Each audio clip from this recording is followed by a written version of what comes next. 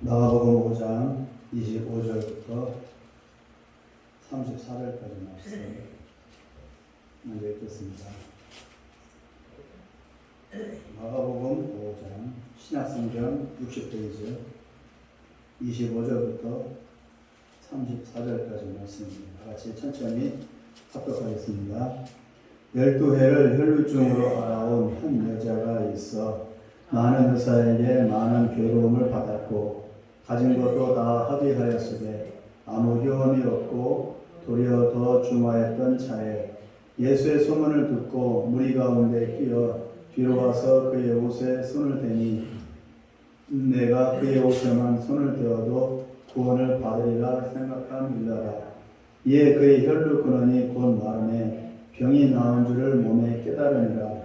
예수께서 그 능력이 자기에게서 나간 줄을 곧 스스로 아시고 무리 가운데서 돌이켜 말씀하시되 누가 내 옷에 손을 대었느냐 하시니 제자들이 여짜오되 무리가 내 옷 싸미는 것을 보시며 누가 내게 손을 대었느냐 물으시나이까 하되 예수께서 이 일 행한 여자를 보려고 불러보시니 여자가 자기에게 이루어진 일을 알고 두려워하여 떨며 와서 그 앞에 엎드려 모든 사실을 내주니 예수께서 이르시되 딸아 네 믿음이 너를 구원하였으니 평안히 가라 네 병에서 놓여 건강할지어다. 아멘. 오늘은 성경에 나오는 세 사람을 살펴보면서 그들에게 찾아가시어 그들의 문제를 해결해 주시고 또 그들의 마음을 어루만지시는 예수님이 마음을 한번 느껴보고자 합니다. 사도 요한이 말하기를 하나님은 사랑이시라고 하였듯이 사랑이 아니면 예수님에 대해서 표현하기가 어렵습니다. 사람들은 예수를 믿으라고 하면 교회 다니라고요, 기독교 종교를 믿으라고요 라고 여깁니다. 그런데 사실은 그 말이 아니라 예수를 믿으라는 말은 당신의 아픈 상처와 해결할 수 없는 문제를 갖고 예수님께로 나아가서 해결을 받고 그분이 진정 나의 문제를 해결해 주시고 또 나의 아픔을 같이 아파해 주시는 참으로 구세주라는 사실을 믿고 그래서 그분을 의지하라는 의미입니다. 예수 믿으라는 말은 나의 인생과 나의 고통과 나와 아무 상관이 없는 신을 믿을 수 있는 사람은 없습니다. 아무리 믿음이 태산적으로 좋아도 아무 얻는 것 없이 아무 조건 없이 신을 믿지는 못합니다. 육신적으로, 정신적으로, 환경적으로 그리고 영적으로 해결받는 부분이 있기 때문에 신을 믿고 따를 수가 있다는 말입니다. 그럼 누구라도 마찬가지입니다. 특히 그 신이 나의 이름까지 불러주면서 세밀한 부분까지 터치해 준다면 믿지 않을 수 없고 저절로 마음이 기울어질 겁니다. 그 멀리 계신 그 신이 나의 이름을 불러주고 나의 마음을 어루만져 줄 때 그때 저절로 믿음이 생길 수밖에 없는 것이죠. 오늘 성경에서 찾아보는 세 사람이 모두 그런 사람들입니다. 누구도 쳐다보지 않고 아무도 도와줄 수 없는 처지에 빠져서 허우적거리고 있는 그들에게 찾아가서 문제를 해결해 주고 그들의 상한 심령을 건드려 주신 분이 바로 예수님이라고 오늘 본문, 세계 본문에서는 말해주고 있습니다. 그런데 초점을 예수님에게 맞추지 말고 그 문제를 해결해 주신 예수님에게 맞추지 말고 그 문제를 가지고 예수님께로 나온 그 사람들의 마음에 대해서 한번 더듬듯이 한번 느껴보시기를 바랍니다. 물론 2000년 전에 있었던 사실을 기록했기 때문에 말 그대로 옛날 얘기이지만 그 예수님은 여전히 21세기 2022년 9월 11일 지금에도 똑같이 역사하시고 똑같이 찾아와 주고 계신다는 사실입니다. 인생에 슬픔과 고통이 없는 삶을 사는 일은 하나도 없습니다. 그래서 인생은 고해의 바다라고 누군가 말했습니다. 그렇다고 해서 그 인생을 포기할 수 없는 게 우리의 또한 한계이기도 합니다. 누구나 그런 아픔이 있기는 하지만 그러나 숨기고 있을 뿐이고 감추고 있을 뿐입니다. 오늘은 이들과 예수님의 만남을 잠깐 살펴보면서 우리가 믿고 따르고 있는 이 예수님의 마음을 더듬듯이 느끼고 또 우리 각자의 속에 있는 응어리와 찌꺼기가 다 토설되고 깨끗하게 치유받아 더 온전한 모습으로 주님을 믿고 뒤따르는 그런 결단의 은혜가 있는 시간이 되기를 바랍니다. 첫 번째, 방금 읽은 내용 마가복음 5장 25절부터 34절에 12년 동안 하혈하는 혈루증으로 고생하며 살아온 한 여자가 등장합니다. 26절을 한번 읽어볼까요? 26절이요. 시작. 많은 의사에게 많은 괴로움을 받았고 가진 것도 다 허비하였으되 아무 효험이 없고 도리어 더 중하였던 자에 의사들은 환자를 평안케 하고 병을 치료해 주는 사람들인데 왜 이 여자는 의사들로부터 괴로움을 받았을까요? 게다가 가진 것을 다 써가면서 정당하게 대가를 지불했음에도 불구하고 여전히 이 병이 치료되지 못했고 오히려 몸과 마음이 더 망가졌습니다. 강산이편하는 12년간 이 여자가 받았을 마음고생과 육신의 고통을 생각해보면 아마도 마음이 피폐해질 대로 피폐해진 그런 상태이고 더 이상 살아갈 소망과 의욕이 다 떨어진 막장 인생으로 전락해버린 것처럼 느껴집니다. 가족들도 도울 수 없고 친구들도 도울 수 없고 이제는 엄격한 유대 사회 분위기상 밖으로 내쳐져 혼자서 살아가야 하는 처지가 되었는지도 모릅니다. 아무것도 할 수 없고 아무도 도와주지 않는 절망과 낙심이 내리누르는 그런 상황에서 이 여자는 예수님의 소문을 듣고 그에게로 찾아가 수많은 사람들에게 둘러싸여 있는 예수님 뒤로 조용히 비집고 들어가 그 옷깃을 살며시 붙잡았습니다. 수많은 사람들 속에서 정신이 없는 상황과 분위기였지만 이 여자의 바람은 오직 한 가지, 이 지긋지긋한 병이 낫는 것이었습니다. 예수를 믿는 것이 소원이 아니라 이 여자의 소망은 이 지긋지긋한 하혈하는 혈루증 병을 끊어버리는 것이 소망이었다는 겁니다. 예수 믿는 건 그 다음 문제. 유대율법의 혈루증은 부정한 병이므로 사람들은 병든 그녀를 부정하게 취급하여서 멀리했고 멸시했습니다.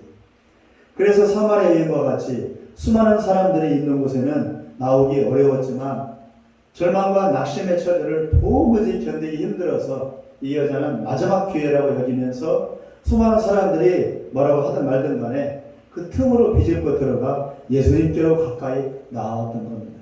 이 지긋지긋한 병 좀 고쳐보려고.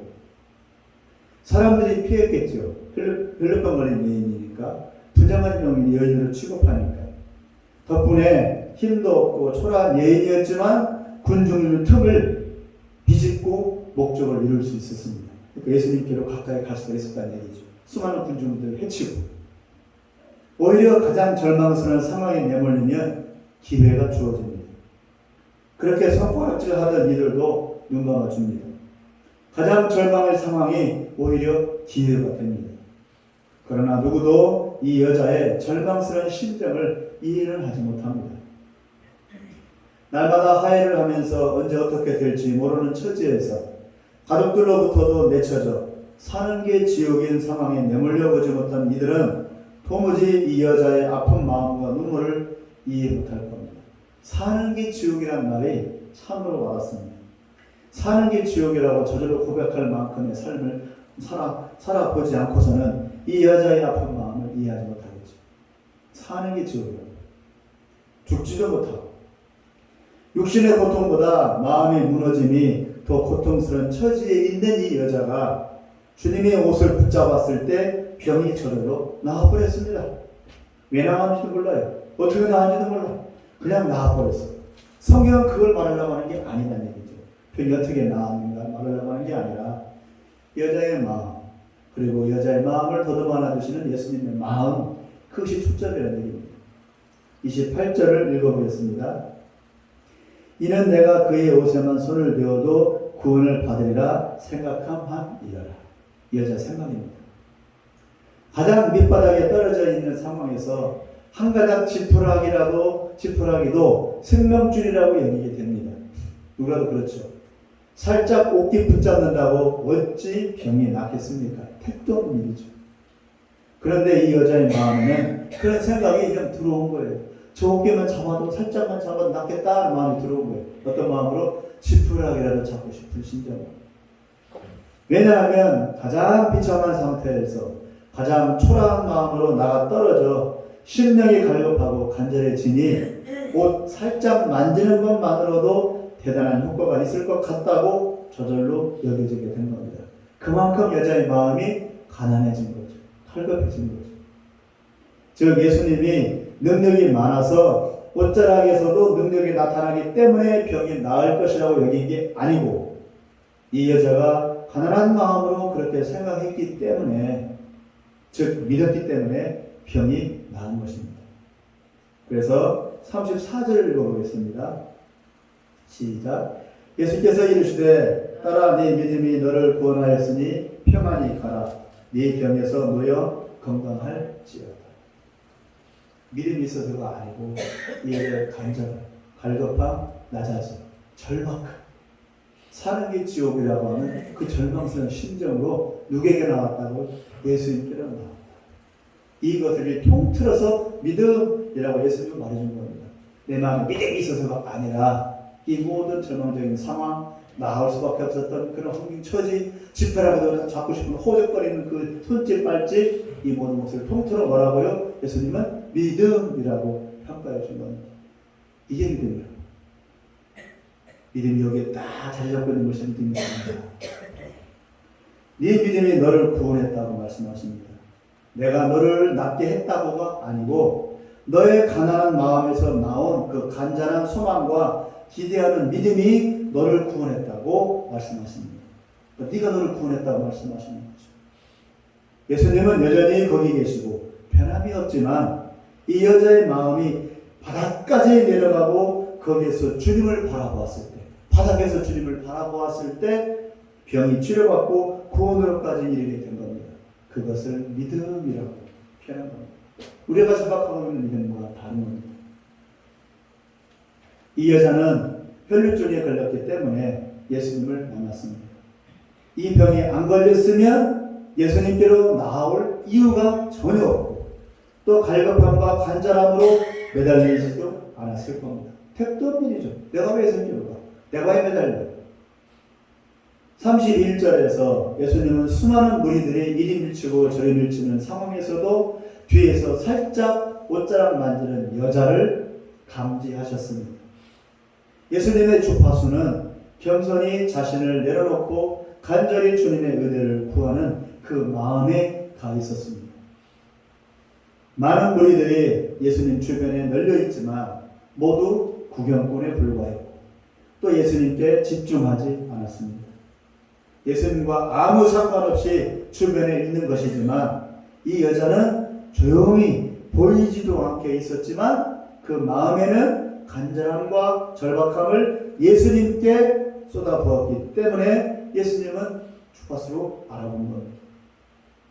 나를 간절히 찾는 자가 나를 찾을 것이라고 예수님이 말씀하셨습니다. 내가 바닥까지 내동댕이 쳐지지 않으면 간절함도 갈급함도 생기지 않습니다. 배부른 심정으로는 예수님을 찾지 않습니다. 예수님 앞에 나와도 배부른 심정으로는 그 은혜를 받아 누리지 못합니다.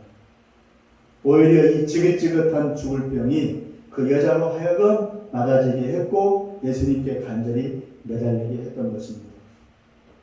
이 마음이 아니고서는 예수님을 맞아들일 수가 없기 때문에 하나님께서 이 여자에게 이런 환경과 처지로 나가 떨어지게 만든 것입니다. 그러니까 여자는 원망할 게 아니죠. 우리 이 병을 통해서 예수님을 만났으니까 감사해야죠.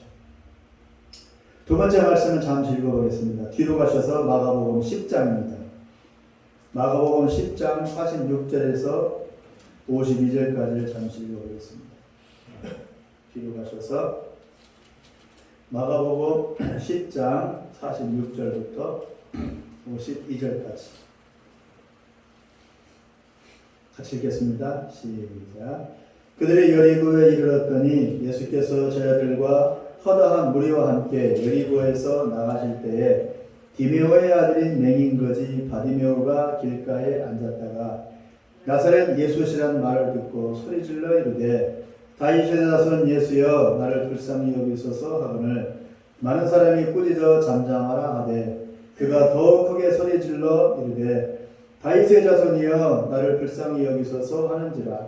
예수께서 머물러 서서 그를 부르라 하시니 그들이 그 맹인을 부르며 이르되 안심하고 일어나라 그가 너를 부르신다 하매 맹인이 겉옷을 내버리고 뛰어 일어나 예수께 나아오거늘 예수께서 말씀하여 이르시되 네게 무엇을 하여 주기를 원하느냐. 맹인이 이르되 선생님이여 보기를 원합니다. 예수께서 이르시되 가라 네 믿음이 너를 구원하였느니라 하시니 그가 곧 보게 되어 예수를 길에서 따르니라. 네 믿음이 너를 구원하였느니라 라고 또 예수님이 평가하십니다. 네 믿음이. 바리메오가 언제 예수님을 봤다고 믿음이라고 표현하십니다. 근데 이걸 믿음이라고 하십니다. 왜 그럴까? 마가복음 10장 46절로 52절까지에서는 소경거지, 봉사거지 바디메오라는 사람이 나옵니다. 거지는 거지인데 눈이 안 보여요. 막장이죠. 갈 때까지 간 거죠. 부모도 버렸어요. 아무도 쳐다보지 않아요. 바디메오라는 이름의 뜻은 디메오의 아들이라는 뜻이니까 결국 이 사람은 이름도 없는 겁니다. 부모가 이름도 안 지어주고 빨리 죽으라고 내팽개친 겁니다. 그러니까 살아야 되니 소경임에도 길바닥에 나가 엎드려 동냥을 하면서 먹고 살았습니다. 도와주세요. 한 푼 주세요. 나도 살고 싶어요. 하면서 손 내밀면서 도움을 청했습니다. 너무 오랜 시간 동안 그것도 불쌍하게 동냥하는 거짓골로 지내다 보니까 동네에서 모르는 사람이 없겠죠. 결국 그 사람은 길바닥을 전전하며 동네 사람들이 한 푼 두 푼 던져주는 그 동전으로 비참한 생명을 유지해오며 이제껏 지내온 겁니다. 이 사람에게 소망이 있겠습니까? 무슨 낙이 있겠습니까? 인생에서 무슨 고상한 취미나 여가생활 즐긴다고 할 여유가 있겠습니까? 배고프고 춥고 버려진 인생을 추스리려고 아무것도 볼 수 없는 처지라서 마냥 손 내밀고 동냥만 하는 겁니다. 짐승들은 그나마 찾아 먹겠다고 쓰레기통이라도 뒤질 수 있죠. 배부르면 배 깔고 잠이라도 자죠. 하다못해 짝짓기에서 새끼라도 낳는데 이 소경거지 바디메오는 아무것도 할 수 있는 게 없어요. 그냥 버려진 인생입니다. 말 그대로 버려진 인생. 그가 어느 날 소문에만 듣던 예수님이 지나간다는 소식을 엿들었습니다. 46절을 다시 한번 읽어보겠습니다.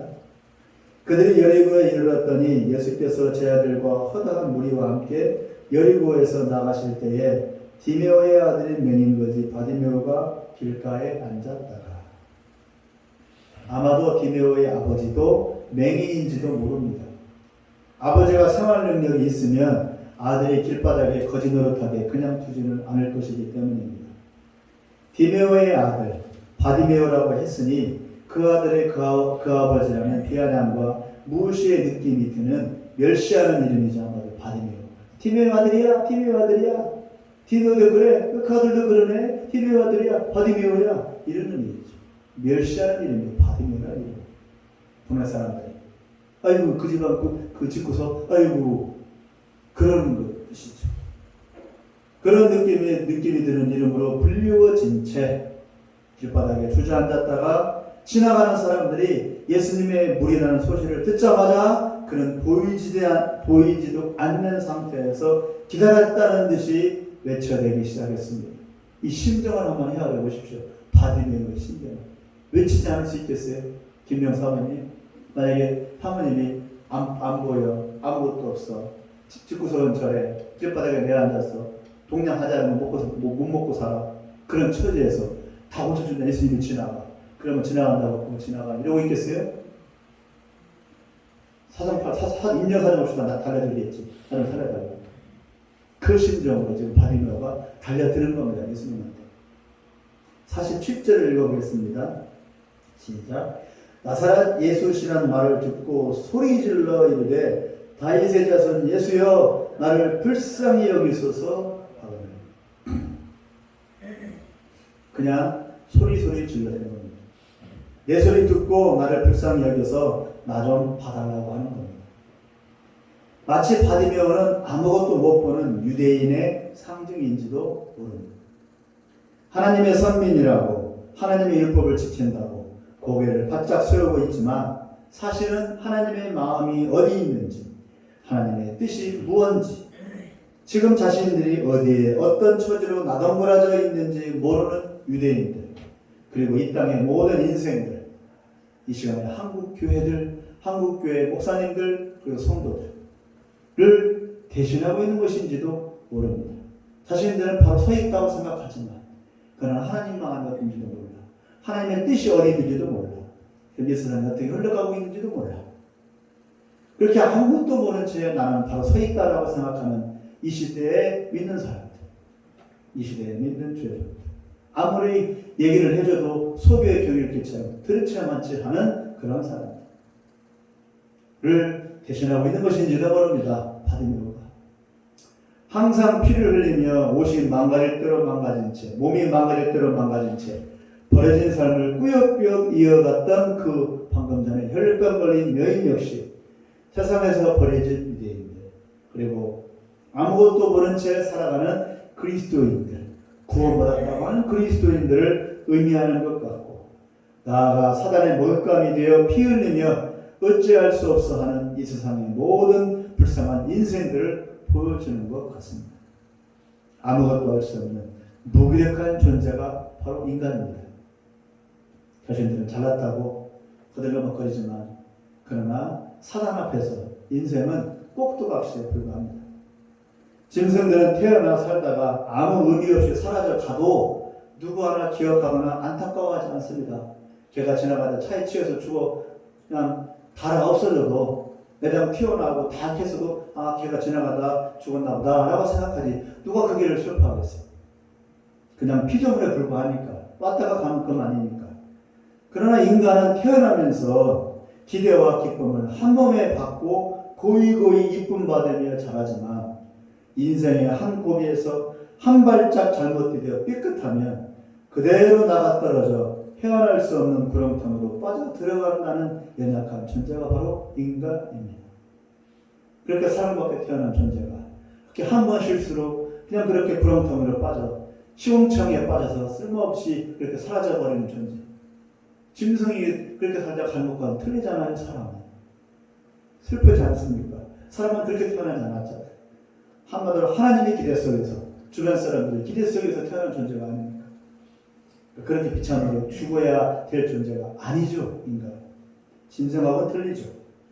처음부터 짐승처럼 기대와 기쁨 같은 게 없이 그냥 저절로 자연스럽게 태어났다면 그냥 그렇게 자연스럽게 죽어 없어져도 누구 하나 아쉬워하지 않겠지만 처음에 그 기대와 기쁨이 마지막에는 아무 흔적도 없이 진이겨져 사라지는 것을 보는 것만큼 괴롭고 안타까운 일은 없는 겁니다.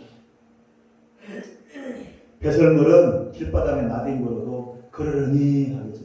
똥덩어리가 길바닥에 나뒹굴어도 그러려니 하지만 잘 익은 사과가 길바닥에 나뒹굴고 발에 밟혀 진이겨지는 것을 보면 아 저러면 안 되는데 하면서 주워 담는 게 인지상정 아닙니까? 하나님이 우리를 보실 때 그와 같은 심정일 겁니다. 내 형상대로 고이고이 만들어 저 키웠는데 망가질 대로 망가져 비명 한 번 질러보지도 못하고 그냥 속절없이 사라져 갈 때 우리를 지으신 하나님의 마음은 누구도 이해 못할 만큼 아프고 괴로울 겁니다. 이 마음을 한번 느껴보시기 바랍니다. 하나님의 그 아픈 마음. 저는 엊그저께 추석 되기 전에 함께 일한 남자 2명은 50대 초반인데 하나는 경상도 구미 사람이고 하나는 전라도 광주 사람입니다. 모두 이혼을 당했고 자식도 돈도 다 떠나고 몸뚱아리 하나로 삶을 연명해 가는 그런 사람들이었습니다. 한 사람은 음주운전 9번에 2번 유치장 생활로 엉망진창이 되어 술로 살아가고 있었습니다. 2번째 유치장 갔다가 나와보니까 부인은 도망가버리고 가진 재산 다 털어가지고 도망가버리고 한번 유치장을 가면 그런 일이 있잖아요. 유치장을 가면 배우자가 참아주면 다행인데 배우자가 뭐 사겠다 하면은 재판할 것도 없고 유치장 들어간 남편한테 물을 것도 없이 자동이혼이랍니다. 자동이혼. 남편이 유치장을 가게 됩니다. 근데 두 번째는, 첫 번째는 참아줬는데 두 번째 가니까 못 참고 부인이 가진 아파트 다 팔아버리고 가진 차 다 가지고서 그냥 캐리어 몇 개 던져주고 그냥 가버렸대요. 자식과 함께. 그리고 남아있는 것은 몸뚱아리 하나. 그 결국은 노대생활 하면서 객지생활 하면서 전쟁은 경상도 구미사람입니다. 성격은 좋더라고요. 그래도 웃어. 그래도 웃더라고요. 하도 어이가 없으니까. 본인이 잘못한 거 알더라고요. 그래도 한 번은 참아준 것을 고마워하고 있더라고요. 매일 술 먹는 거예요. 매일. 술 없이 살 수 없으니까. 또 한 사람은 택시 운전 18년 하면서 잘 살다가 운전을 잘못해서 어떻게 하다 자식을 잃어버리는 게 자기가 운전을 잘못한 거죠.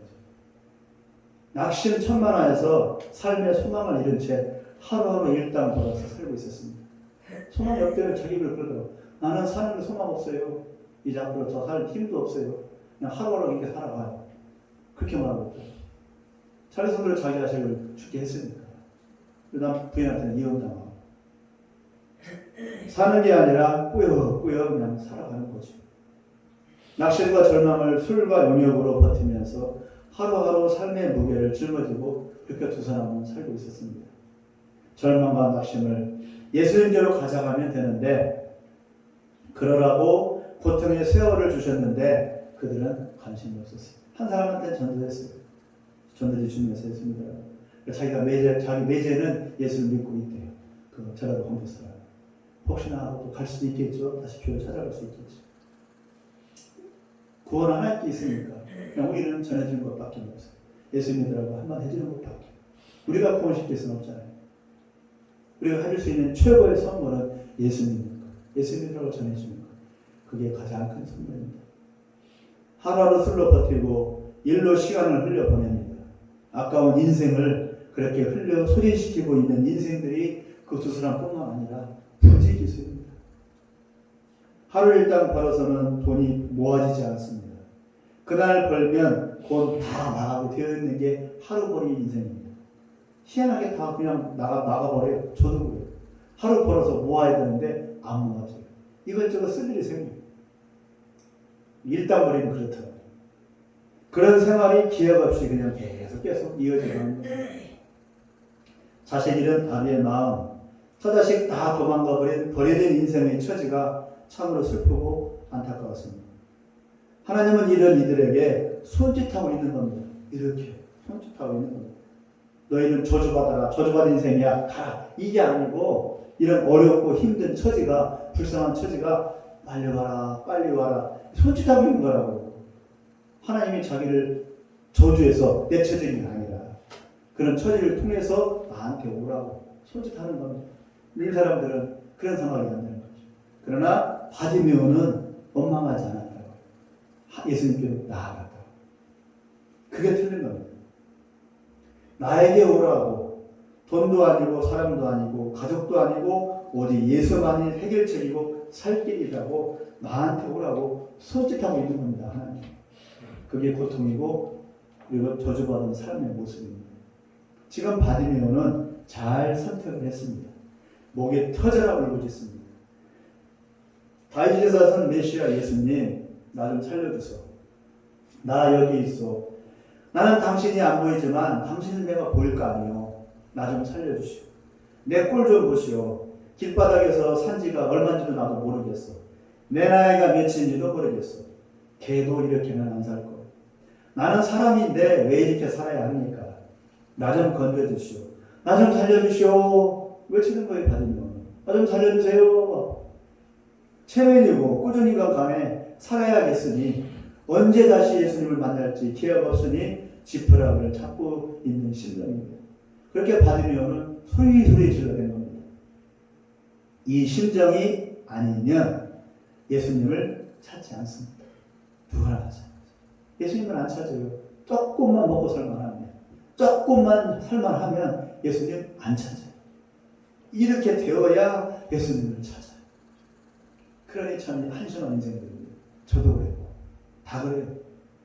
이런 바닥까지 내던져 줘서야 그제서야 하나님을 찾고 그 이름을 부릅니다. 그 대단했던 우리 작은아버지도 결국에 그렇게 되고 나서야 그제서야 하나님을 찾더래요. 하나님을 찾. 지금 성당 나오고 있어요. 그나마. 그렇게 대단했던 작은어머니도 이제 절간 안 가고 그나마 하나님 찾고 있어요. 그렇게 되니까 쫄딱 그렇게 풍지박산 나니까 그러니까 이제 하나님을 찾는 거예요. 50절을 읽어보겠습니다. 시작. 맹인이 겉옷을 내버리고 뛰어 일어나 예수께 나아오거늘. 소중한 겉옷, 이 겉옷은 뭐냐? 추울 때 덮고 자는 이불이에요. 또 먼지를 가리고 바람을 가리는 달랑 겉옷 하나예요. 이것을 내던져버렸어요. 맹인 처지에서 뛰어 일어났습니다. 앞도 안 보이는, 뛰어나서 어떻게 하려고 어디로 달려가겠다. 앞도 안 보이는데. 그리고 사정없이 예수님께로 귀를 쫑긋 세우며 예수님께로 한 걸음 한 걸음 나아갔습니다. 너를 부르신다. 이 소리보다 더 기쁜 소리가 어디 있겠습니까? 예수님 너 불러. 가봐. 얼마나 기대를 했겠어요. 절망에 빠진 모든 이들의 마음에 가장 기다리는 소리, 예수님 너 부른다. 병건아, 또 미영아, 누구야, 그 소리. 이거 하나 듣고 싶은 거예요. 이거 하나만 깨닫고 싶습니다. 너를 누군가 찾고 있다. 너를 도와준단다. 철가루가 자석에 끌려가듯이 그냥 끌려가는 겁니다. 받으면 앞도 안 보이는. 일줄 굶은 이에게는 꾸종물도 달게 여겨집니다. 갈급하고 간절한 마음이 은혜받기에 잘 준비되어진 마음입니다. 다 비우고 쩍쩍 갈라질 만큼 메말라 있으니 은혜의 생수가 얼마나 흡수가 잘 되겠습니까? 쇠 조각도 씹어먹고 소화시킬 것이고 양잿물도 소화시킬 것입니다. 51절에 예수님이 그에게 묻습니다. 51절에 뭐라고 묻습니까? 뭘 도와줄까? 뭘 도와주랴? 간단해요. 뭘 도와줄까? 단 한마디 합니다. 어떤 욕심도 잔머리도 안 굴리고 받은 너는 고지곳대로 말합니다. 보는 거요. 다른 거 없어요. 거창하게 말 것도 없어요. 보는 거요. 이것이 인간 신성 본연의 가치입니다. 맹인이니까 봉사니까 포기를 원하는 건 당연하죠. 그런데 이 당연한 소망에 자기 욕심과 자기 생각과 자기 의를 집어넣으면 솔직한 강구가 안 되는 겁니다. 배고프면 배고프다고 하면 되고 목마르면 물 좀 달라고 하면 됩니다. 다른 것을 생각하거나 구할 필요가, 계산할 필요가 없는 겁니다. 이런 솔직한 강구와 정직한 소망을 말할 때 예수님과의 관계가 이루어집니다. 예수님과의 이 관계가 이루어지는 겁니다. 주파수가 맞아지는 겁니다. 52절에 가라, 네 믿음이 너를 구원했다고 하십니다. 예수님은 딱 결론을 내려요. 이것이 네 믿음이다 라고 말합니다. 바디메가 언제 믿음이 있었어요? 믿음 없어요. 우리가 보기에는. 그 나와서 보는 거요. 이것만으로 예수님은 네 믿음이에요. 네 믿음이 너를 구원해. 네 믿음이란 너의 솔직하고 정직하고 직설적인 간구의 마음을 의미합니다. 아이가 부모에게 떼쓰며 구하듯이, 깐난 아이가 젖달라고 엄마에게 칭얼거리듯이 그렇게 본능적으로 사심없이 간구할 때 그 문제를 들어주실 뿐만 아니라 하나님의 기뻐 받으시고 가까이 하시고 구원으로 인도해 주시며 교제하시고 또 동행해 주십니다. 바디메오가 구한 것은 다른 거창하고 기묘한 어떤 것이 아닌 보는 것 하나뿐입니다. 여러분은 무엇을 구하고 계십니까? 내가 주님을 위해서 이것도 해보고 싶고 저것도 해보고 싶고 그래서 주님을 크게 높여드린다는 생각은 다 내려놓고 아이와 같은 마음으로 구하기를 주님은 바라십니다. 아이와 같은 마음, 그냥 예수님께로 나오기를 주님은 바라십니다. 마지막 세 번째로 말씀 찾아보겠습니다. 뒤로 가셔서 누가복음입니다. 7장. 뒤로 가셔서 누가복음 7장 11절에서 17절. 기가 막힌 사연의 한 여인이 또 등장합니다. 누가복음 7장 11절로 17절. 101페이지. 7장 11절 17절입니다. 다 같이 읽겠습니다. 시작. 그 후에 예수께서 나인이라는 성으로 가실새 제자와 많은 무리가 동행하더니 성문에 가까이 이르실 때에 사람들이 한 죽은 자를 메고 나오니 이는 한 어머니의 독자요 그의 어머니는 과부라. 그 성에 많은 사람도 그와 함께 나오거늘 주께서 과부를 보시고 불쌍히 여기사 울지 말라 하시고 가까이 가서 그 관에 손을 대시니 맨 자들이 서는지라. 예수께서 이르시되 청년아 내가 네게 말하노니 일어나라 하시니 죽었던 자가 일어나 앉고 말도 하거늘 예수께서 그를 어머니에게 주시니 모든 사람이 두려워하며 하나님께 영광을 돌려 이르되 큰 선지자가 우리 가운데 일어나셨다 하고 또 하나님께서 자기 백성을 돌보셨다 하더라. 예수께 대한 이 소문이 온 유대와 사방에 두루 퍼지니라. 12절을 다시 한번 읽어볼까요? 12절 시작. 성문에 가까이 이르실 때 사람들이 한 죽은 자를 메고 나오니 이는 한 어머니의 독자요 그의 어머니는 과부라. 그 성에 많은 사람도 그와 함께 나오고. 처지라고 생각해보세요. 어떤 여자라고요? 과부래요. 남편을 잃었대요. 남편이 죽었대요. 과부인데 남편이 먼저 죽었고 이제 혼자 아이를 기르는데 그 외아들도 죽어버렸대. 그 여자는 어떻게 되는 거예요? 따라 죽어야지. 뭔 상황이었어요? 남편도 죽었어. 외아들도 죽었어. 살 이유가 있어요? 없어요. 따라 죽어야 돼. 그러니까 기구한 여자입니다.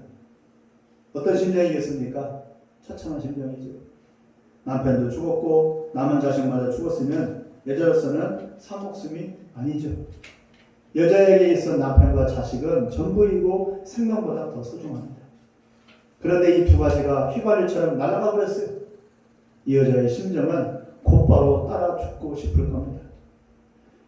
특히 중동 지역에서 여자의 존재 의미는 없어요. 여자는 아무 의미가 없어요. 중동 지역에서. 그 여자의 남편이나 아들의 이름으로 그 여자는 불리고쳐요. 그리고 그 그늘에서 삽니다. 남편이 죽었어요. 아들이 5살밖에 안 돼요. 그러면 그 여자는 그 5살짜리 아들의 엄마로 불려져요. 그 여자의 이름은 알려지잖아요. 중동 지역이 그렇게 그래요. 그 울타리가 사라졌으니 결국은 이 여자는 죽으라는 겁니다. 먹고 살 수도 없고 누구의 그늘도 없고 누구를 기댈 수도 없는 고립무원의 신세입니다. 절망과 두려움과 외로움이 사무쳤겠죠. 밤마다 울었겠죠. 매일같이 자식을 붙잡고 울어대니 시끄러워서 동네 사람들이 보다 못해서 하도 불쌍해서 소문난 예수님께 데리고 와서 가보자고 해서 죽은 자식을 들쳐업고 동네 사람들이 과부와 함께 예수님께로 몰려온 겁니다. 여자가 찾아온 게 아니고 누가 몰려왔다고요? 동네 사람들이 같이. 하도 불쌍하니까. 매일 밤마다 울어대니까. 도저히 그 꼴을 못 보겠는 거예요. 그러니까 한번 가봅시다. 예수님께 가서 한번 죽은 자식 한번 어떻게 되는가 봅시다. 오죽하면 그러겠어요, 동네 사람들. 이 여자는 그럴 용기도 없는 거예요. 희망도 없고. 따라 죽을 것만 생각하는 거예요. 언제 죽을까? 혹시나 하는 간절함으로 받겠죠. 죽은 자가 어찌 살아나겠습니까? 죽은 자가 살아난다? 택도 없는 일이지. 죽은 자가 어떻게 살아나? 상식적으로. 말도 안 되는 일이지.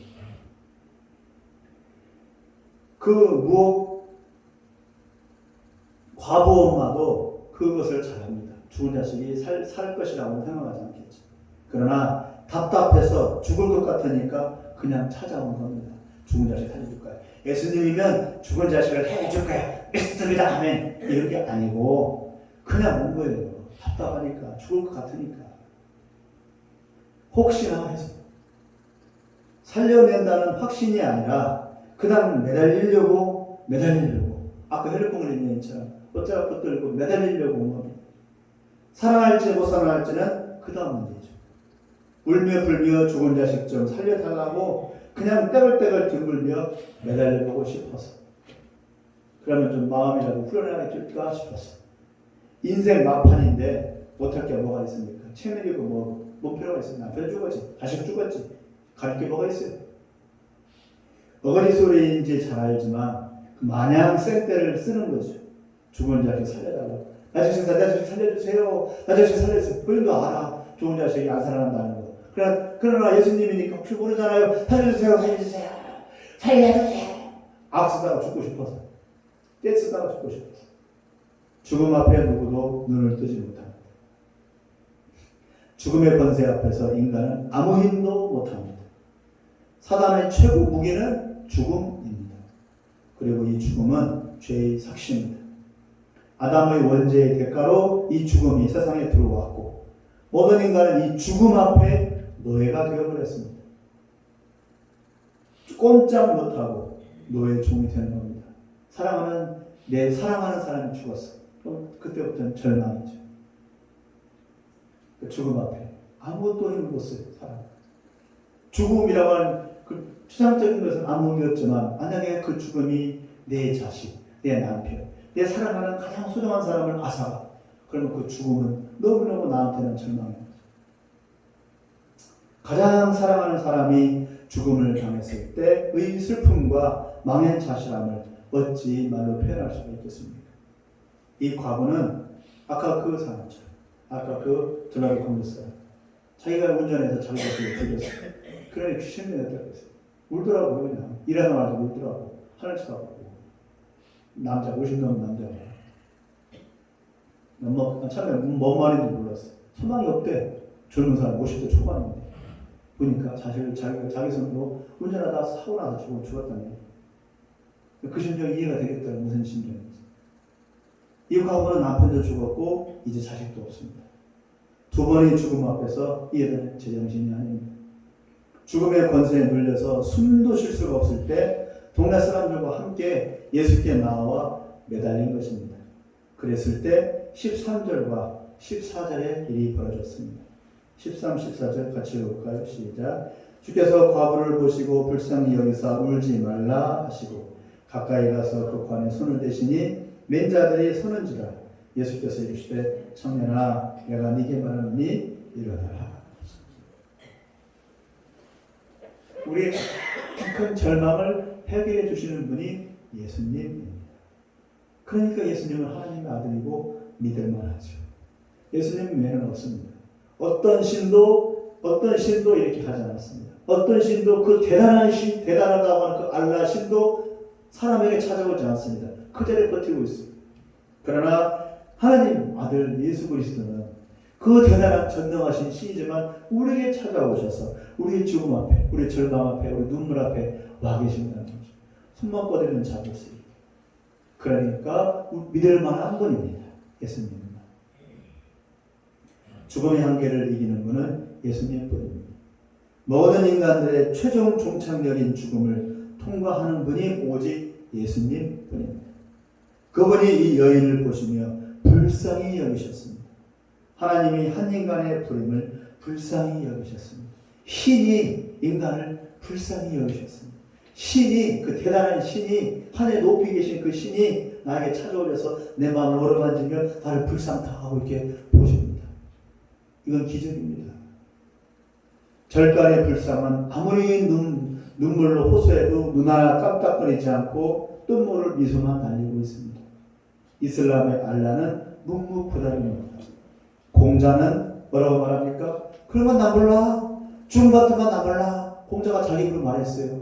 죽음 같은 건 나 몰라. 살아있을 때뿐이야. 그렇게 말합니다. 오직 예수만이 죽음 앞에 슬퍼하는 이에게 다가와 불쌍히 여기시고 같이 눈물을 흘려주시고 등을 토닥거리며 위로해 주십니다.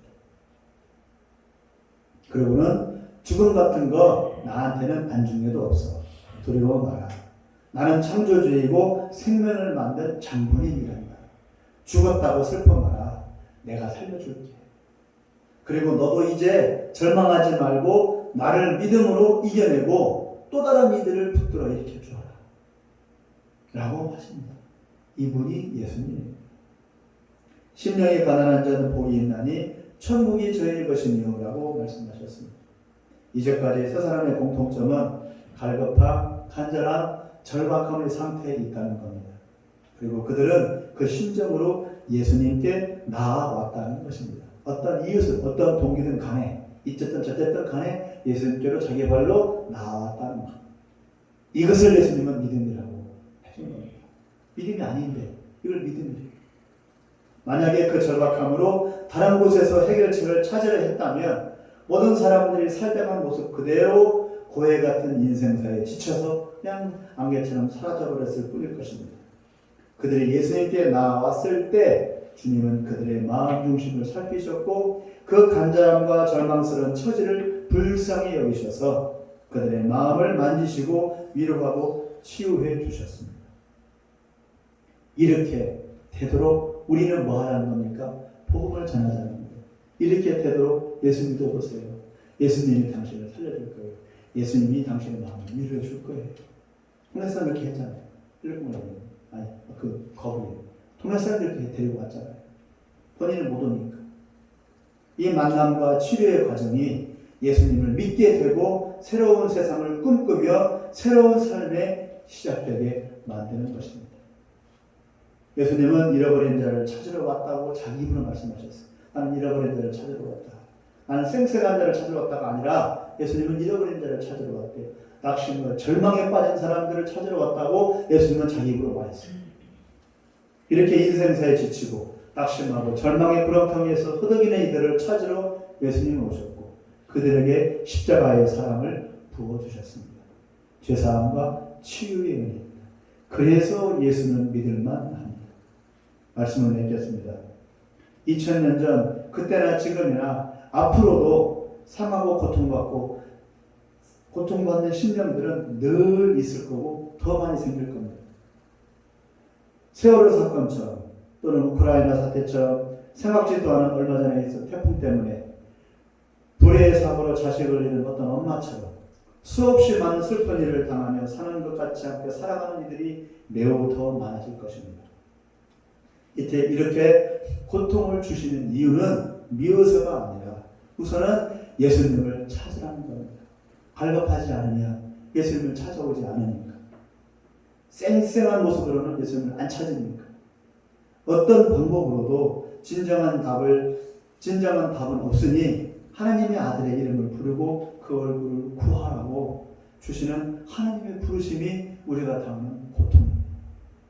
그러나 믿음보다 원망과 탄식이 앞서고 자포자기가 앞서는 게 인지상정이죠. 그냥 탄식해버리죠. 한탄해버리죠.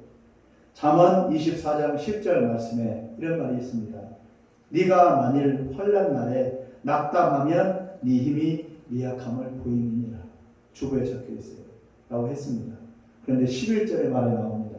낙담하지 말래요. 낙담하면 네 힘이 미약하구나. 그냥 계속 추락하는데 낙담하면. 그러지 말고 11절에 뭐라고 말합니까? 약한 자를 이끌어 주라고 하십니다. 너도 일어서고 남도 일어서라. 낙담에 빠지지 말고 자기 연민 자기 한탄은 날려버리고 예수님께로 나아가 다 밀어놓고 그분의 은혜로 새 힘을 얻어서 일어서서 당당히 전진하는 게 믿는 자의 삶의 자세입니다.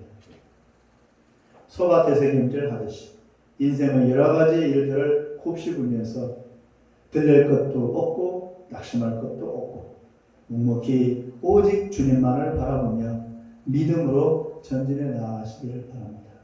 그것이 우리가 환난 때에 우리가 감당해야 할 우리 그리스도인들의 믿음의 분량입니다. 삶의 모습입니다. 하나님이 우리 아버지이시고 우리를 보호자라는 사실을 결코 잊지 마시고 어렵거나 힘들거나 기쁘거나 즐겁거나 늘 하나님의 얼굴을 바라보며 예수 이름을 부르는 우리 모두가 되시기를 간절히 소망합니다. 또한 다른 이들, 특히 낙담하고 있는 다른 이들부터 세워주는 역량 있는 우리 모습이 될 수 있기를 소망합니다. 기도하겠습니다. 하나님 아버지, 지금은 먹고 살만하다고 하지만 오히려 더 많은 사람들이 절망과 낙심 가운데 빠져 있음을 봅니다. 이 절망과 낙심이 오히려 하나님을 부를 수 있는 좋은 기회입니다. 그래서 사람들에게 말해 주어야 합니다. 슬프고 괴롭지요. 절망스럽지요. 정말 사는 게 지옥이지요. 예수님께로 가보세요. 하나님께로 가보세요.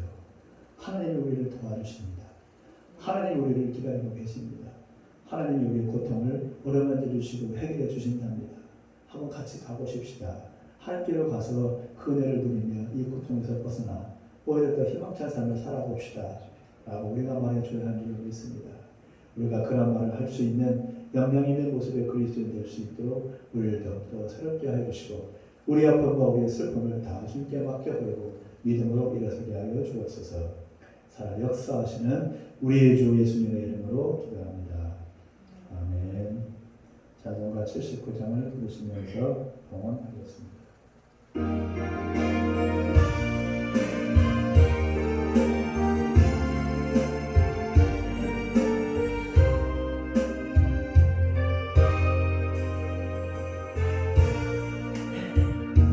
주 하나님 지으신 모든 세계 내 마음 속에 그리어볼 때 하늘의 별 울려 퍼지는 내서 주님의 권능 우주에 찾네 주님의 높고 위대하심을 내 영혼이 찬양하네 주님의 높고 위대하심을 내 영혼이 찬양하네 숲속이나